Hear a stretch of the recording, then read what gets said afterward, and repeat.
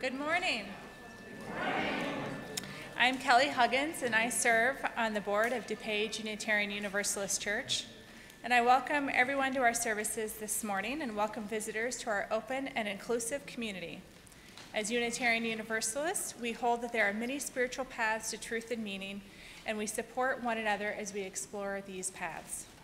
I would like to especially welcome our guests and welcome again those who have visited us before.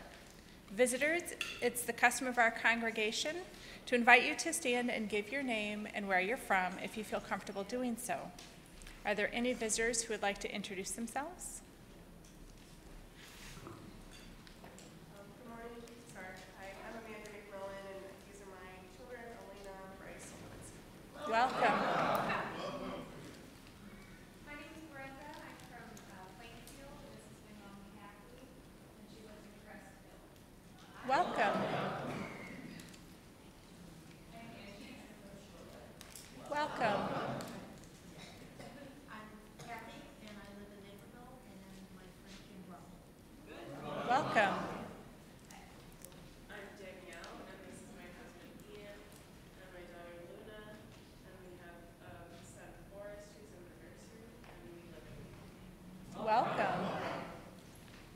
I'm Jason. I'm here with the Smile Project today. Welcome. Wonderful. All right, well, welcome to everyone visiting today. Please join us after the service for coffee hour. We would love a chance to get to know you better. Our Director of Religious Education, Steve Cooper, and our Congregational Life Coordinator, Mary Law, and all of our members will be eager to meet you. I will also be present after the service in Creeves Hall and would be happy to speak to you as well. Our service can be heard outside the glass doors at the back of the sanctuary, should anyone feel the need to leave the service for any reason. There are chairs provided for your convenience. And we have a message from the Canvas Committee and trustees. We're a third of our way through the annual Canvas month, so thank you so much for those who participated in the kickoff discussions about how to do church well. We've had 2 more successful small group discussions, and there are 7 more scheduled in March. We encourage you to join the conversation. There will be an opportunity to sign up in Creeves Hall, and the sheets are on the bulletin board. And a reminder will be sent this week. Budget information will be available throughout March as well. And also a huge thank you to those who have turned in their pledge cards already prior to the April 1st deadline. As we begin our service, please silence all electronic devices. Thank you.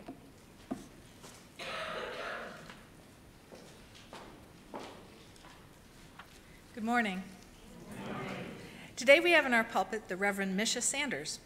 Reverend Misha is mostly a mom, but is also a hospital chaplain in Barrington and an affiliated community minister in the UU Church of Rockford.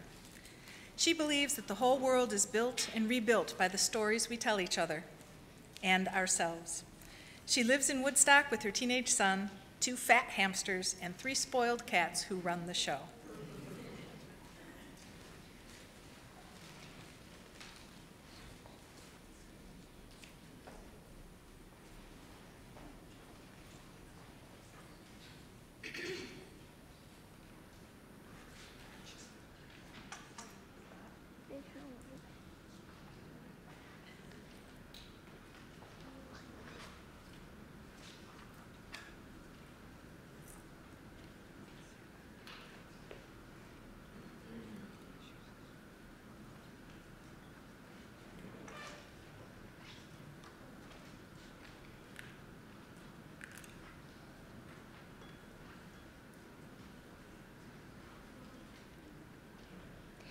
We light our chalice this morning for justice, equity, and compassion in human relations.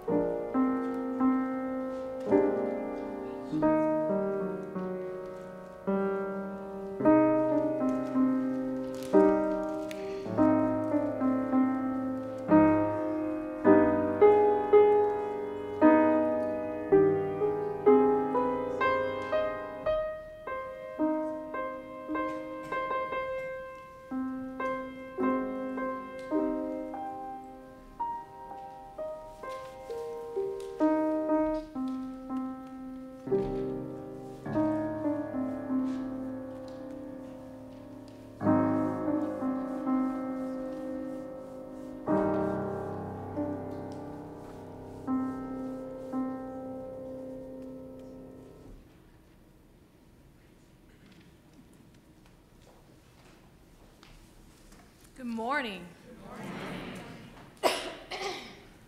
Come, come, whoever you are. Do you hear that voice calling you, calling us? That voice which calls us together here today in this room, made holy by our presence and by the sacred breath we share in our singing, in our speaking, and our silence. That voice which calls us to remember that we are not alone and that we are inextricably linked to all other life, woven into a vast tapestry of existence of which we are a powerful, integral, and holy part. And just as we have been called together here today, we act as the voice, the heart, the hands of another call.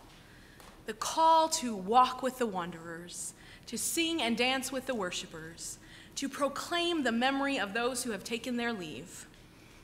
Wrap the despairing and the broken in arms of love and community, and hold the hands of all of us who have broken our vows 1,000 times and call us back again and again to the covenant of and work of justice, humility, and steadfast faithfulness.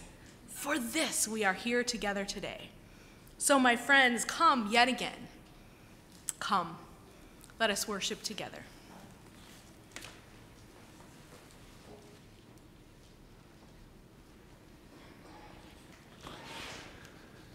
It is time to gather. This month, our theme is journey and what it means to be a people of journey.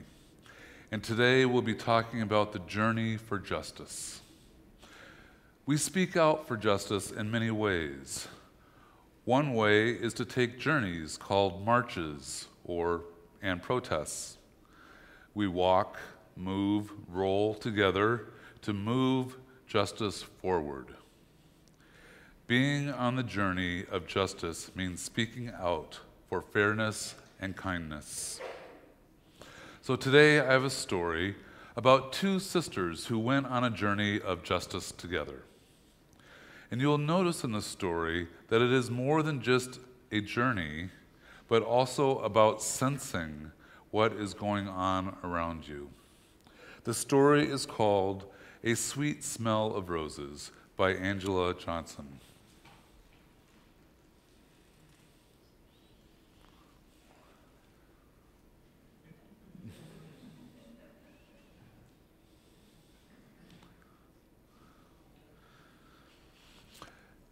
After a night of soft rain, there is a sweet smell of roses.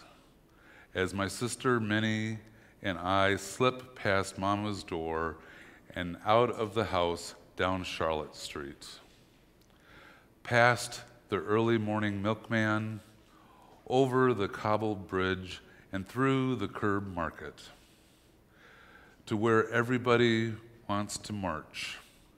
Minnie and I are only waist high to most of them. Waist high, Minnie and me, waist high, holding hands and waiting to march. There is a sweet smell of roses as everyone waits for Dr. King to speak. And the colors, bright light from the sun on the flowers beside the road as we listen to Dr. King on the megaphone say, "We are right. We march for equality and freedom." Then we start to march, Minnie and me. We look ahead and walk faster like him, clapping in time with our feet, looking ahead just like him. There's a sweet smell of roses. Even as we march past the people who scream, shout, and say, "You are not right. Equality can't be yours." Then we look further down the road and keep holding hands, feeling a part of it all, walking our way toward freedom. There is a sweet smell of roses as more people start marching with us, pouring out of the side streets, clapping and singing, "Freedom, freedom." Then someone picks me up and puts me on his shoulders, Someone picks Minnie up too, and we are high above everybody, still marching. There's a sweet smell of roses as we all gather in the center of town, all together, all here, listening to Dr. King as the sun gets higher in the sky. He talks about peace, love, nonviolence, and change for everybody. And the sun gets higher in the sky. When it's time to go, we skip back hand in hand, Minnie and me, singing freedom songs along the streets, through the curb market, over the cobbled bridge, and past the mailman to our house on Charlotte Street. Then there is Mama, worried face, waiting there for us. She smiles after a while, hugging us, and then takes our hands. And as we tell her about the march, the curtains float apart. And there's a sweet smell of roses all through our house. Please stand in body or spirit and sing with us hymn number 298, Wake Now My Senses. The children and I will leave after the first verse, and the words will be projected.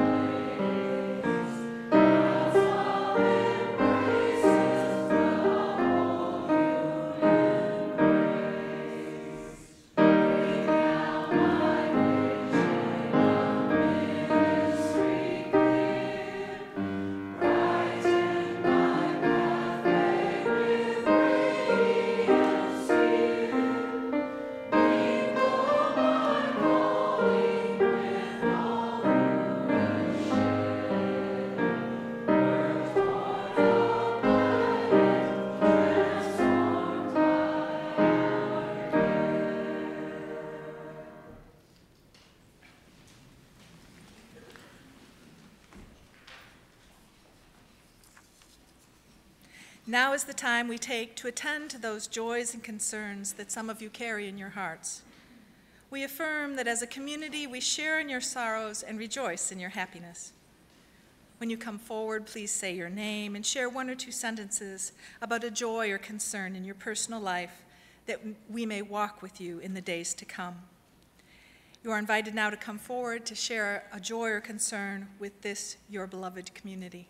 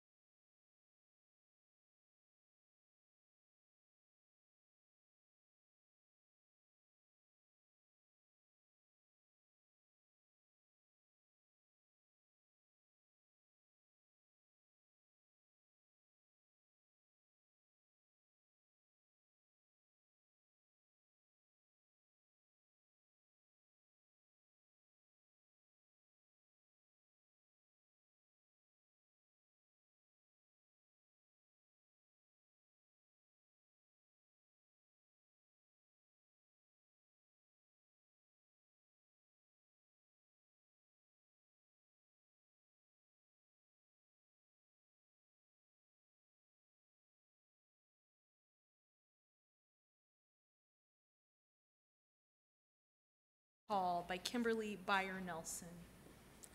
In the hours before the birds stream airborne with chiming voice, A silent breath rests in the pines and upholds the surface of the lake as if it were a fragile bubble in the very hand of God. and I think this is how we are called, to cup our hands and to hold this peace.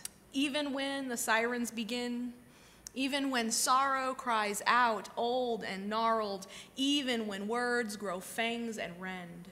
Cupped hands gently open, supporting peace like the golden hollow of a singing bowl. Like the towering rim of mountains, cradling this slumbering and mist-draped valley. Calling by Nancy Schaefer. When you heard that voice and knew finally it called for you and what it was saying, where were you? Were you in the shower, wet and soapy? Or chopping cabbage late for dinner? Were you planting radish seeds or seeking one lost sock? Maybe wiping handprints off a window or coaxing words into a sentence, or coming upon a hyacinth or one last no. Where were you when you heard that ancient voice? And did yes get born in you then? And did you weep? Had it called you since before you even were? And when you knew that, did your joy escape all holding? Where were you when you heard that calling voice? And how, in that moment, did you mark it? How ever after are you changed? Tell us, please, all you can about that voice. Teach us how to listen, how to hear. Teach us all you can of saying yes.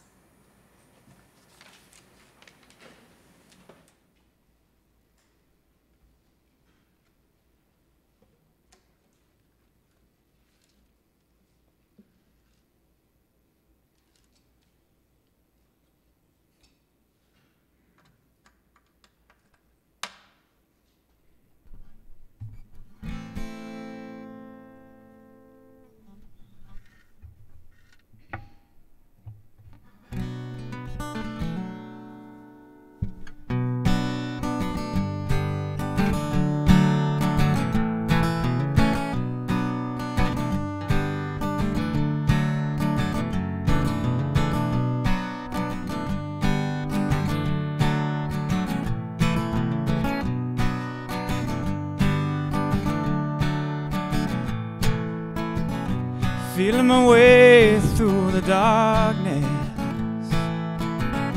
guided by a beating heart. I can't tell where the journey will end, but I know where to start.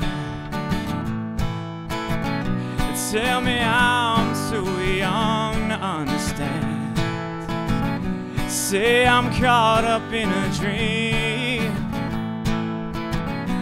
Life will pass me by if I don't open up my eyes. Well, that's fine by me.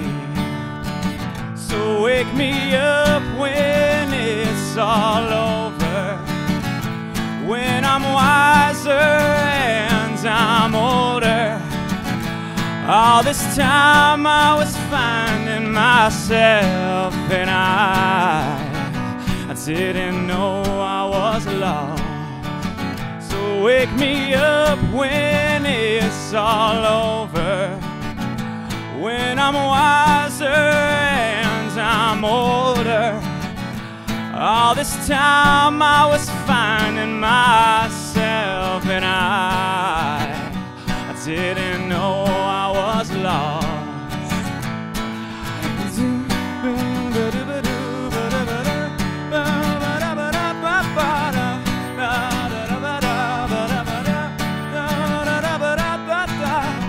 I tried carrying the weight of the world, but I only have 2 hands. Hope I get the chance to travel the world, but I don't have any plans. Wish that I could stay forever this young. Not afraid to close my eyes. Life's a game made for everyone, and love is the prize. So wake me up when it's all over, when I'm wiser and I'm older. All this time I was finding myself, and I didn't know I was lost. So wake me up when it's all over, when I'm wiser and I'm older. All this time I was finding myself, and I didn't know I was lost. I didn't know I was lost. I didn't know I was lost.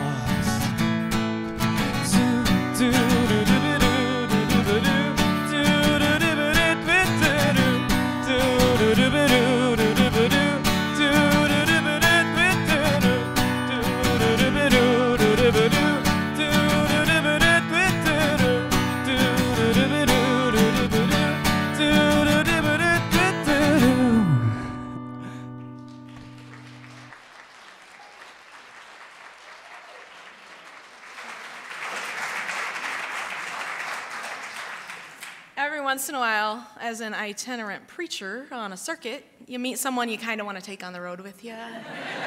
Sal, let's talk. All right, so spoiler alert, or long story short, depending on if you're sticking around or if you have to leave early. Esther, the enslaved Jewish girl, became the unlikely queen. Her people were saved from certain death, and they all lived happily ever after. The end. All right. But it was never guaranteed to go down like that. Not only was there no guarantee, but it was a highly unlikely outcome to a highly unlikely story. See, the Persian king, Ahasuerus, circa the year 479 BC, had just had his queen banished. Now, we don't know exactly what that means in this context, where she was sent away to, whether or not that is a relatively mess-free euphemism for something much more permanent. We only know that he had ordered her gone, and so gone she was, just like that. And from the information we are given, which is a little vague in this part, her only infraction seems to have been that she finally had enough of being his trophy and his favorite victim of sexual slavery, and had the audacity to say no, not tonight, when toward the end of a 7-day long drunken party, the all sheets to the wind king had ordered servants to go fetch her and have her come in and show off her beauty to his lascivious and equally inebriated guests. Nope, she said. You see, this week-long party, it was at the end of a 180-day visit from all the political elite of the land, and all the many, many women of the king's harem were tired. So, with Queen Vashti gone, the king had a prime opening in his harem.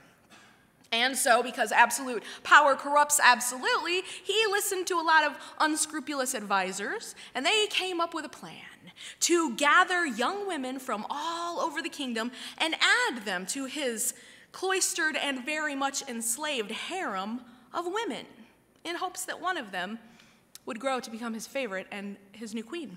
Seems that a posse of men literally went out into the streets of all the provinces of the kingdom and just started collecting as many pretty girls as they could find, asking them no questions about the lives and the families and the friends that they were being forced to leave behind without notice. Just took them if they were deemed attractive enough and young enough.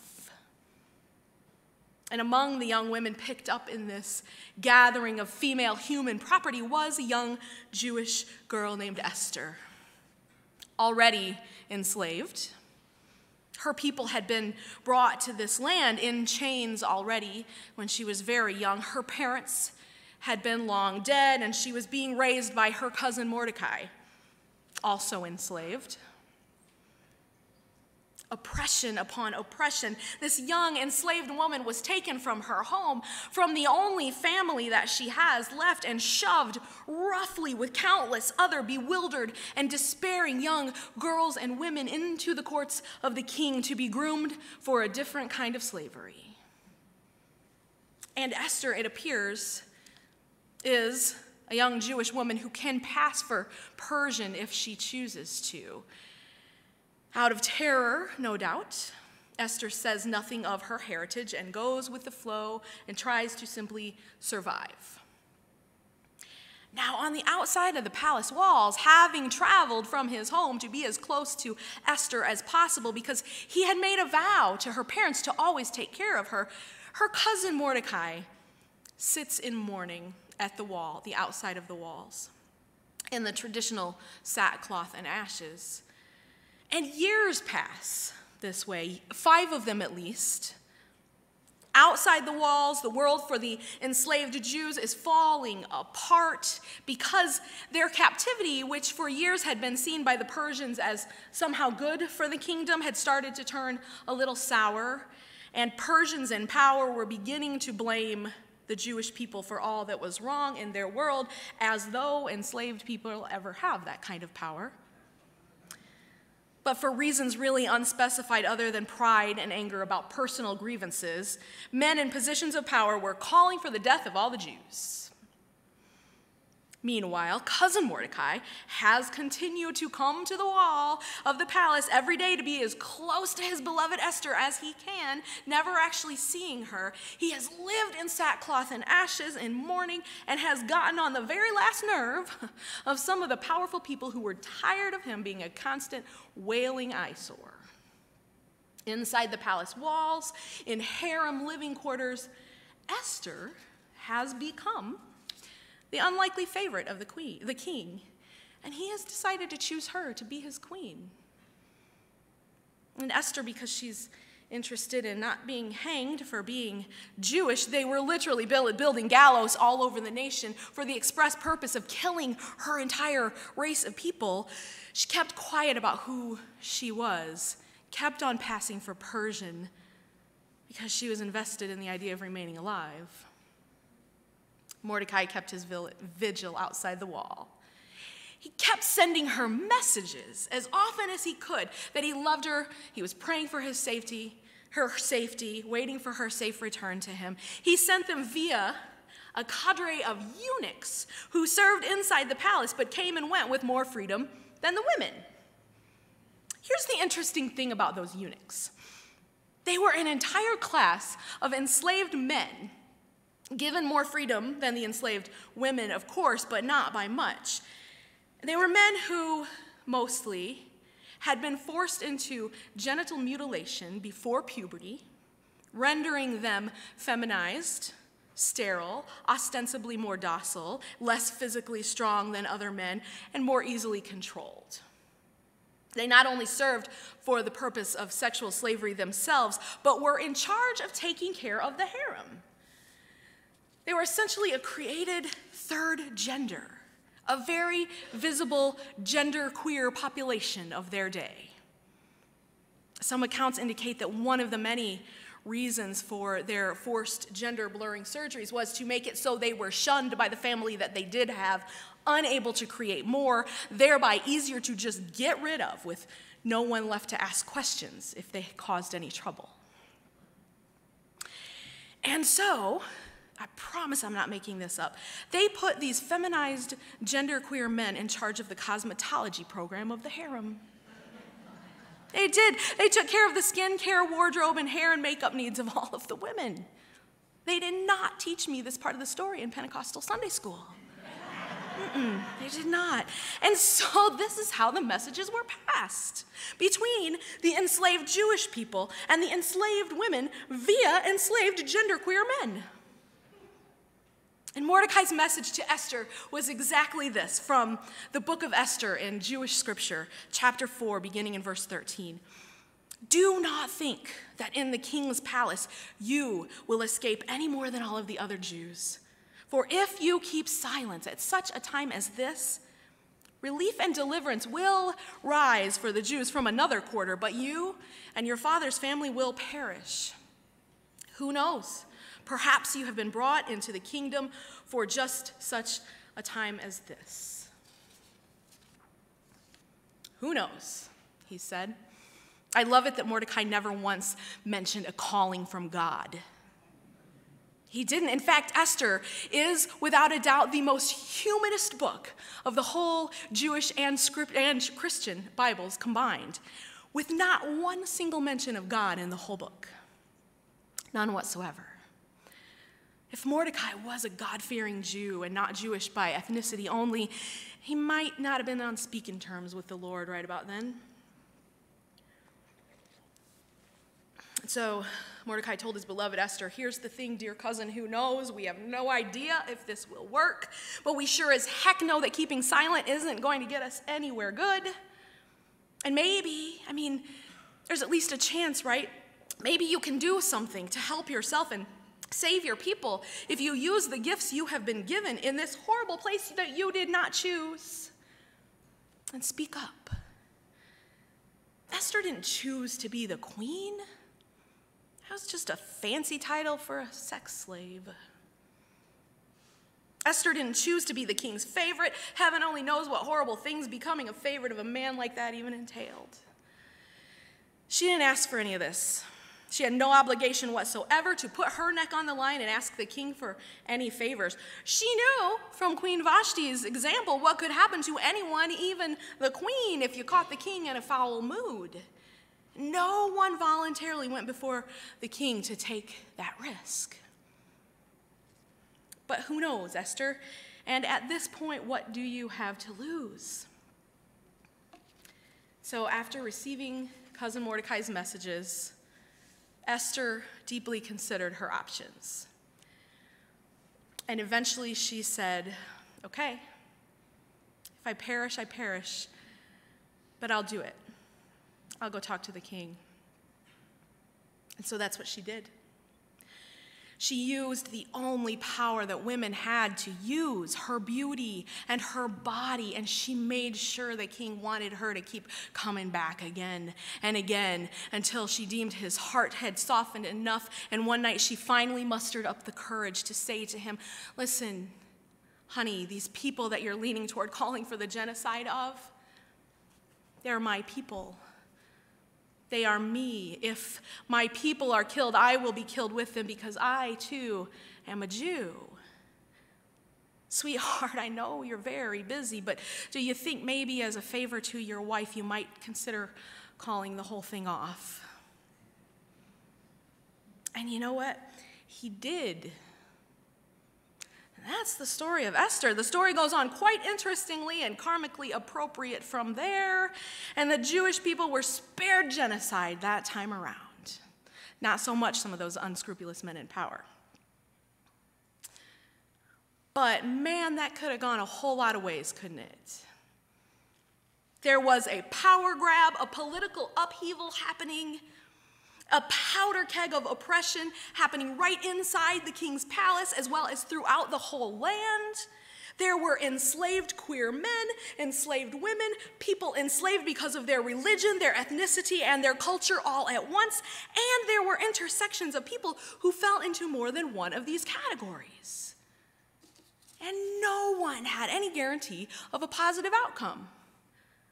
But they all knew that somebody had to do something. They were dying. Their loved ones were literally disappearing without a trace and no hope. Nobody could have made a difference without the support of one another. And so I wonder, beloveds, where we might fit in to the powder keg of oppression happening right inside our beautiful palaces. I wonder about the intersections of privilege and oppression that bind us together and keep us apart. I wonder how the refugee children being held captive near our southern border are doing this morning. I wonder how our transgender military personnel are keeping each other safe today. I wonder how women all across this nation being denied access to reproductive health care as courts fight it out are holding each other up. I wonder what songs our Muslim and Middle Eastern beloveds suspected of evil intent everywhere are singing to their children at night. And I wonder how it's all going to end. Who knows? Maybe even though we didn't ask for any of this, I wonder if maybe right here we have been called to the kingdom for such a time as this. And I wonder if our interdependence on each other might be the thing that makes all the difference. It wasn't only Esther's courageous choice, it was a coalition of people who helped her find her courage, prepare and hone her gifts, and walk boldly into that throne room. Esther was not empowered by others in positions of power, but by others in intersecting positions of subjugation and oppression. I know that this beloved community right here in Naperville has done a lot of work to be the change you want to see in the world. I know that's the truth. Our UUA knows that. Y'all have some really exciting news today about that you'll talk about later. But I know about your immigrant solidarity, knitting your love into shawls for folks that can't make it here. The March for Our Lives students that this congregation hosted. I know your heart. I read your website. And so right here, right now, for you who have gotten things so very right in so many ways thus far, who knows? Perhaps we were brought into the conversation by our very own people, not people apart and different from us, for such a time as this. For a time when Black Lives Matter organizers still need safe places to hold meetings sometimes. Or a time when we still need to gently and sometimes not so gently teach and remind each other that if our feminism doesn't amplify voices of color and disability and transness, then it's not complete yet. For such a time as this, when perhaps we, with our own intersections of privilege and oppression, all bundled together not so neatly, might be called to be the messengers between the wall outside and inside the harem curtains. And maybe we aren't leading the charge. Maybe we're just the ones heating up the bathwater for the one who's about to step out in front of the king and put it all on the line. Or we're the ones saying, use our fellowship hall to organize your rally. We'll provide snacks and water and art supplies and stay out of your way. So what gifts, maybe even unlikely ones or ones you didn't choose at all, can you bring to such a time as this? Sometimes it's hard for me to know. I will admit that. Sometimes I want to pull the covers over my head and say, wake me up when it's all over.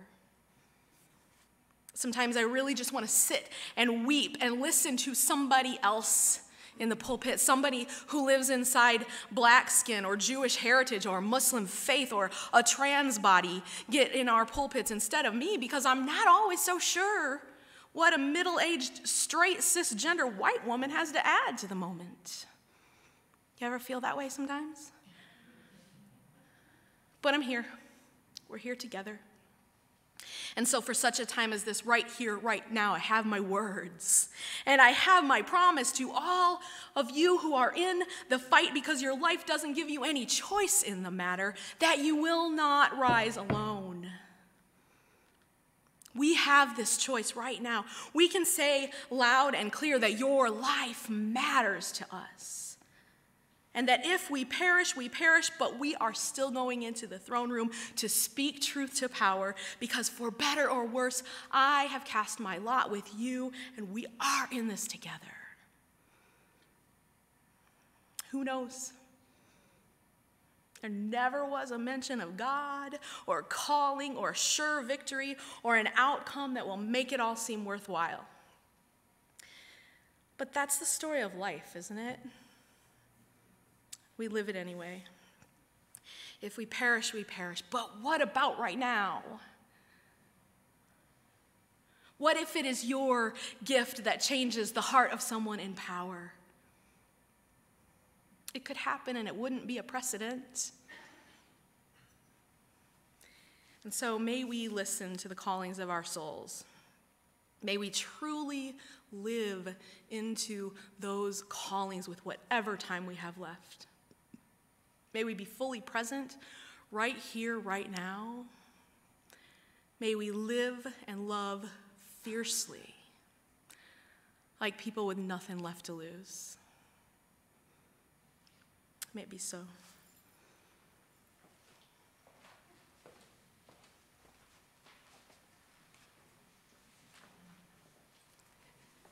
Good morning. I'm Maggie Cavisto. I'm a member of the Social Justice Committee and chairperson of the SMILE Project. That stands for Students, Mentors, Internship with Local Employers. Today, we celebrate the church being recognized by the UUA as a breakthrough congregation for the SMILE Project.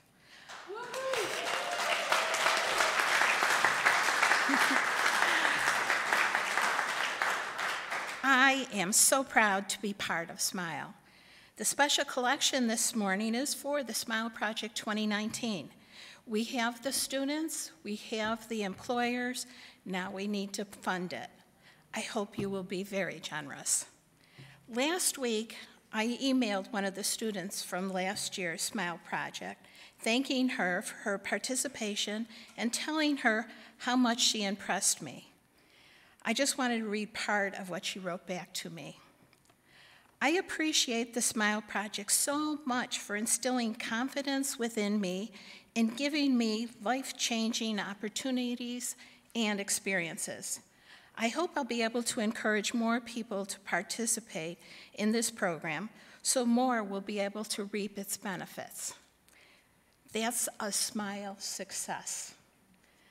Now you've heard from me and one of the interns.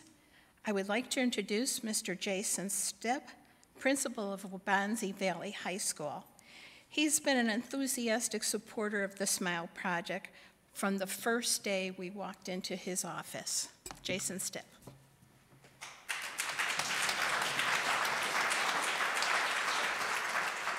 Thank you, Maggie, and thank you for giving me a chance to speak a little bit about the SMILE Project. I remember last spring, when several members of this church came out and they talked about doing this project. And it really inspired me from the beginning because I'm a big believer that as much as there's an achievement gap in our schools for success for some of our students of color, some of our students of low income, there's also an opportunity gap. An opportunity gap is something we try to focus quite a bit on in our school because we want to make sure that all of our students are getting these same opportunities as everybody else. And a lot of times it's just a matter of trying to put them in those moments so they can receive those opportunities. And one thing we're able to do well in school is achieve that. But the reality is, as great as we are in a school, some things we do very well. One thing we don't do well is summer. We don't do summer well. I mean, personally, I do it well. But as a school, we tend to shut our doors and close up shop and then refresh and kind of find ourselves for August. And we push a lot of those opportunities out on our parents and families. And some of our parents and families just don't have the means to get those students in front of those opportunities. The SMILE Project does just that. It takes those students who are from families who are juggling many things of trying to stay afloat, trying to just get some things done that we take for granted, and it allows those kids to get some opportunities to work for businesses, to work for police departments, to work for all the other things in the area that we try to give our own, and it gives them this opportunity to work with these people for a few weeks to also make a little bit money and to have a mentor and to have an experience that helps encourage them to get excited about school when they come back, and helps them realize the importance of, hey, it's about effort, it's about hard work, it's about connections, and if I can do these things, I too can have a chance to make a difference and to do something in my life. So that to me is what the Smile Project has been about, creating some of these opportunities and bringing this opportunity, trying to shrink this opportunity gap for some of those students that really need it and are looking to do some great things when they leave us and move on post-secondary. So with that, it's been a pleasure working with Maggie and Cheryl and everyone else, and I look forward. We already have 16, 17 students that are very interested in doing the work this summer, and I'm sure we'll get a few more as the time goes by, and I appreciate your support and everything you do on the behalf of students in this community, in this area. So thank you very much. All right.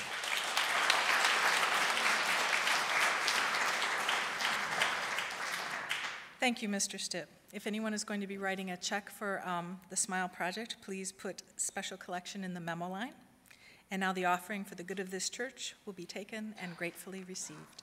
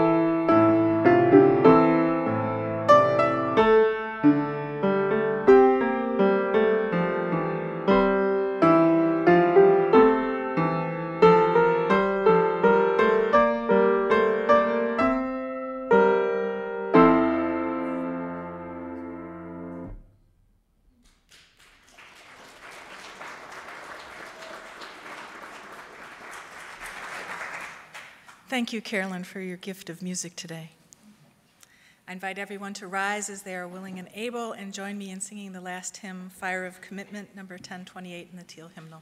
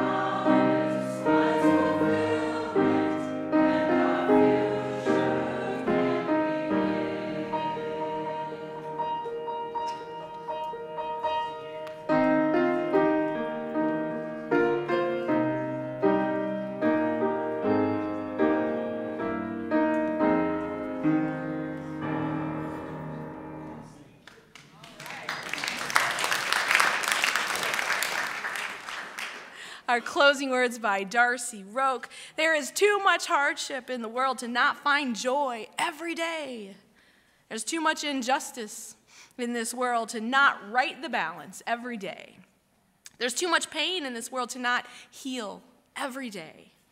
Each of us ministers to a weary world. Let us go forth now and do that which calls us to make this world more loving, more compassionate, and more filled with the grace of divine presence every day. Go in peace. Amen.